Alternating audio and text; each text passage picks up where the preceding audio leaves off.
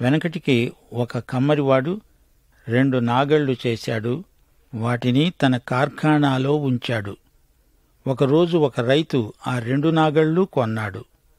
ఆ 2 నాగళ్లు ఒకే రకమైన ఇనుముతో చేయబడినవి. రైతు ఒక నాగలిని ఎక్కువగా వాడసాగాడు. రెండో దాన్ని మూలన పెట్టేశాడు. కొంతకాలానికి నాగలి తుప్పు పట్టింది. దాన్ని బయటికి తెచ్చాడు. ఇప్పుడు ఆ 2 నాగళ్లు ఒకదాని ప్రక్కన ఒకటి ఉన్నాయి. తుప్పుపట్టిన నాగలి అన్నది, నీవెంతో చక్కగా ఉన్నావు, మెరిసిపోతున్నావు, నీకింత ప్రకాశం ఎలా వచ్చింది?